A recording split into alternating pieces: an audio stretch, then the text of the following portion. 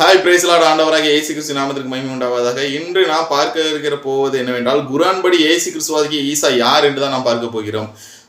நம்ம இஸ்லாமிய சகோதரர்கள் அடிக்கடி சொல்லுவாங்க, இயேசு கிறிஸ்து அதாவது ஈசாவாகிய இயேசு கிறிஸ்து யார் என்றால் தூதர் தான், மனிதர் தான், அடிமை தான் என்று இந்த காரியத்தை மட்டும்தான் அவர்கள், இந்த 3 காரியத்தை மட்டும்தான் அவர்கள் கூறுவார்கள் ஒழிய மற்றபடி எதையும் கூற மாட்டார்கள். நாம் இன்று அவர்கள் அறியாத உண்மையை அவர்கள் கண்கள் திறக்கும்படியாக நாம் பார்க்க போகிறோம். நம்முடைய கண்களும் இதன் நிமித்தம் திறக்கப்படுகிறது. பார்க்கலாம். குர்ஆன் 4 அதிகாரம் 170 வசனம் கூறுகிறது, வேதத்தை உடையவர்களை உங்கள் மார்க்கத்தில் அளவு கடந்து சொல்லாதீர்கள், உண்மை தவிர வேற எதுவும் சொல்லாதீர்கள் என்று சொல்லப்பட்டிருக்குது. மரியமின் மகன் ஈசா அல் மசீஹ் அல்லாஹ்வின் தூதர் தான் அப்படின்னு சொல்லப்பட்டிருக்கும். அந்த வார்த்தை மரியமின் மகன் ஈசா அல் மசீஹ் யார் தான்? கடவுளின் தூதர் தான் என்று சொல்லப்படுகிறது. தூதர் தான் என்பதை அவர்கள் ஏற்றுக்கொள்வார்கள். கடவுளுடைய தூதராக தான் இருக்கிறார், தூதராக தான் இருக்கிறார் என்று அவர்கள் ஏற்றுக்கொள்வார்கள். ஆனால் என்ன சொல்லப்பட்டிருக்கிறது என்றால், இன்னும் அல்லாஹ்வின் வாக்காக இருக்கின்றார் அப்படின்னு அந்த வார்த்தை கூறப்படுகிறது. இன்னும் அல்லாஹ்வின் வாக்காக இருக்கின்றார் அப்படின்னு அந்த வார்த்தை கூறப்படுகிறது. அதை அவர்கள் விட்டு விடுவார்கள். அப்ப இறைவனுடைய வார்த்தையாக யார் தான் இருக்கிறார்? ஈசா அல் மசீஹ் தான் இருக்கிறார். அவர் தூதர் மட்டும் இல்ல, அவர் அடிமை மட்டும் அல்ல, அவர் ஒரு மனிதன் மட்டும் அல்ல, அவர் யாராம்?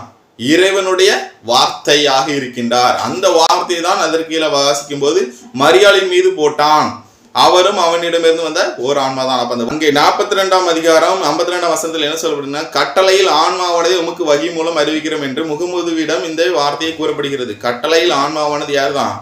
ஈசா அல் மசீஹ் தான். கட்டளை என்றால் வார்த்தை, இறைவனுடைய வார்த்தையில் ஆன்மாவானவர் யார் தான்? ஈசா அல் மசீஹ். அவர் தான் எப்படி இருக்கிறாரா? இன்னும் அல்லாஹ்வின் வாக்காக, வார்த்தையாக இருக்கின்றார் என்று குர்ஆன் 4 அதிகாரம் 171 கூறுகிறது. 3:45 என்ன சொல்லப்படுகிறதுனா, அல்லாஹ்விடம் இருந்து வந்த வார்த்தை, அந்த வார்த்தை தான், அதன் பெயர் என்ன போட்டிருக்குது? ஈசா அல் மசீஹ் என்று சொல்லப்பட்டிருக்கிறது. 19 அதிகாரம் 34 வசனத்துல உண்மையான சொல் என்று சொல்லப்பட்டிருக்குது. ஈசாவை பற்றி உண்மையான சொல். ஈசா தான் யாரா? எதை குறித்து நீங்கள் சந்தேகம் கொண்டிருக்கிறீர்களோ அது பற்றிய உண்மையான சொல் யார் தான்? ஈசா அல் மசீஹ் ஒருவரை உண்மையான வார்த்தையாக இருக்கிறார். இங்கே நாம் பார்க்கும்போது ஈசா யார் தான்? கடவுளுடைய வார்த்தை என்று நாம் இங்கே பார்க்கலாம். ஹல்லேலூயா. நீங்களும் இன்றைய இதை அறிந்து கொள்ளுங்கள். ஈசா யார்? அவர் அடிமை மட்டுமல்ல, அவர் தூதர் மட்டுமல்ல, அவர் மனிதர் மட்டுமல்ல, கடவுளுடைய வார்த்தை. இந்த வார்த்தை தான் ஆதாம் முதல் முகமது வரை இன்று வரை ஜனங்களுக்குள் போதிக்கப்படுகிறது. இறைவனுடைய வார்த்தையாக இருக்கிற இயேசு கிறிஸ்துவை தான் போதிக்கப்படுகிறது ஒழிய மற்றபடி எதையும் போதிக்கவில்லை. ஏன்னா இறைவன் தன்னுடைய வார்த்தையினால்தான் தன்னை வெளிப்படுத்தினார். நானே இறைவன் என்று தன்னுடைய வார்த்தையின் மூலமா தான் தன்னை வெளிப்படுத்தினார். அந்த வார்த்தையினுடைய பெயர் தான் என்ன? ஈசா. அந்த ஈசாவை குறித்து தான் நாம் அறிவித்துக் கொண்டே இருக்கிறோம்.